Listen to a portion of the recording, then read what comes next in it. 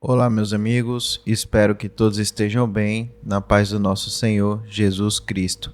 O Livro dos Espíritos, de Allan Kardec, Escala Espírita. Questão 100. Observações preliminares. A classificação dos espíritos se baseia no grau de adiantamento deles, nas qualidades que já adquiriram e nas imperfeições que ainda terão de despojar-se.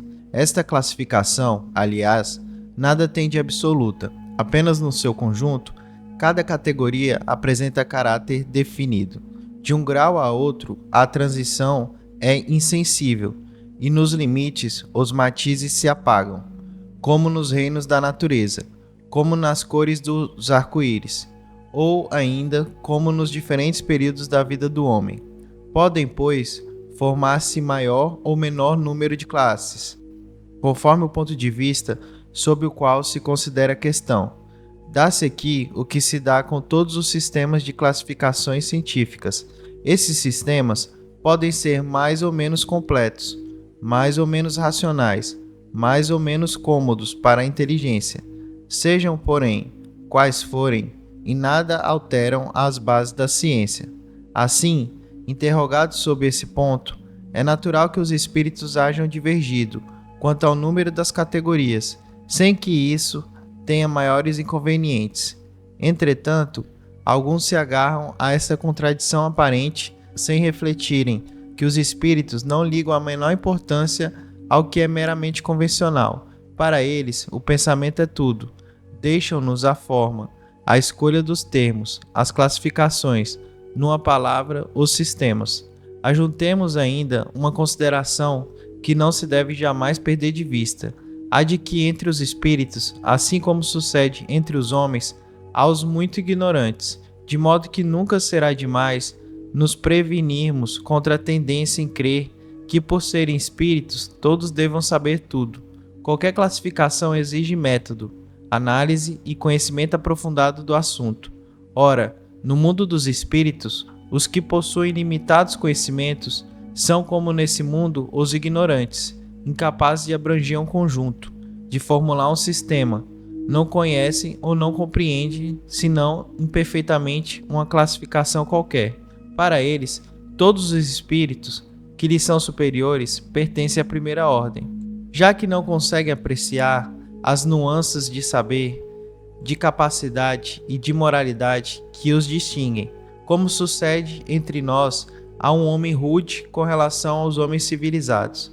Mesmo aqueles que são capazes de o fazer podem variar nos detalhes, conforme o seu ponto de vista, sobretudo quando se trata de uma divisão que nada tem de absoluta.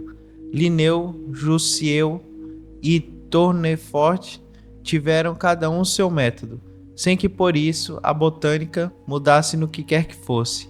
É que nenhum deles inventou as plantas, nem os seus caracteres, apenas observaram as analogias, segundo as quais formaram os grupos ou classes. Foi assim que procedemos.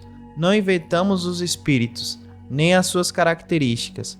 Vimos e observamos, julgamo-los pelas suas palavras e atos. Depois os classificamos pelas semelhanças, baseando-nos em dados que eles próprios nos forneceram. Os espíritos admitem, geralmente, 3 categorias principais, ou 3 grandes divisões. Na última, a que fica na parte inferior da escala, estão os espíritos imperfeitos, caracterizados pela predominância da matéria sobre o espírito e pela propensão ao mal. Os da segunda se caracterizam pela predominância do espírito sobre a matéria e pelo desejo do bem. São os espíritos bons.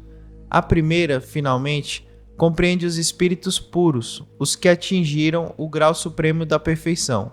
Esta divisão nos parece perfeitamente racional e com caracteres bem delimitados. Só nos restava destacar, mediante um número suficiente de subdivisões, as principais nuances do conjunto.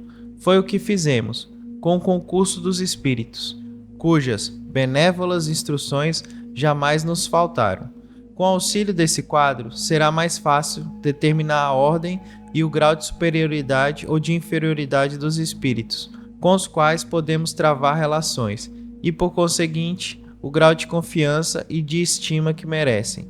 É, de certo modo, a chave da ciência espírita, pois só ele pode explicar as anomalias que as comunicações apresentam, esclarecendo-nos sobre as desigualdades intelectuais e morais dos espíritos.